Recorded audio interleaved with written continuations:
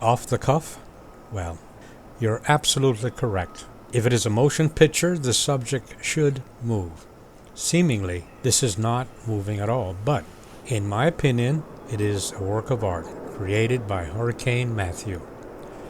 And as time goes by, the animals, plant life, birds, insects will not only see it as a work of art, but as a home. Art as home. Home as art. What a concept. Everything you see here is renewable. We could learn from nature. Everything you see here will change. In life, change is the only constant. My thoughts this morning was on our perceptions. We should stop glorifying greed by calling it ambition. Greed is greed. We should call hate for what it is. Hate. It need not be a tradition. We need not covet our neighbors. After all, envy is unnecessary. Everything we could ever want is here, right here, and now. We need only eliminate greed and hate and learn to cooperate and share. We need to have the wisdom to access what is already here, rather than to bind to wars for profit makers, the bankers, and unscrupulous politicians.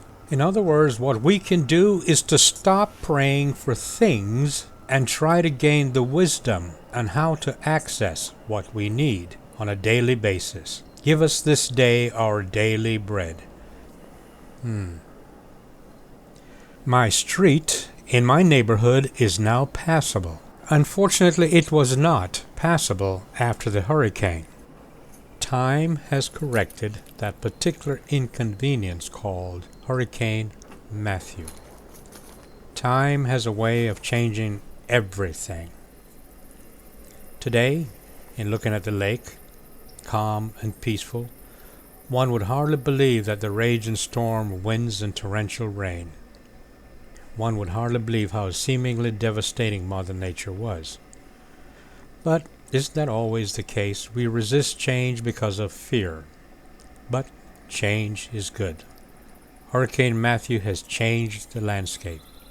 Maybe a little bit of change in our routine, ways of handling each other would be a good thing. Maybe we need to do away with greed, hate, envy, and jealousy and learn other skills. Skills such as sharing, cooperation, love, and compassion. Skills like loving your neighbor, regardless of sex, nationality, or race.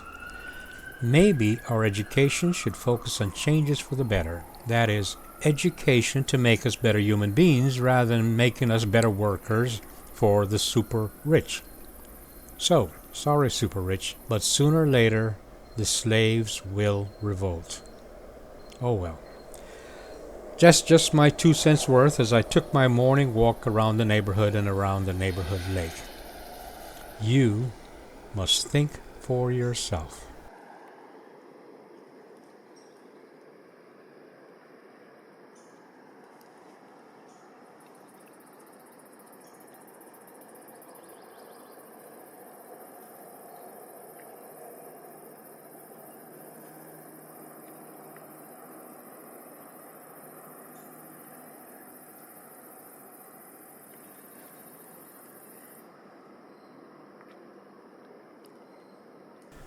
Are you still with me? If you are, then right about now you're probably asking yourself, why does he keep harping on the same themes over and over and over again? Simple answer, I learn from the methods used by TV news and commercials. You believe the news, don't you? Even though you have access to the truth from other sources. For example, have you ever stopped and asked yourself, what is the truth about Syria? Of course, 99.9% of the people simply don't care. They are far too busy being involved in this thing called life, being involved in the rat race. Well, that was not fair and it was not true. The average person does care. They simply have no time. No time at all. So as you can see, not having the time, it is so much easier to simply believe what you're told.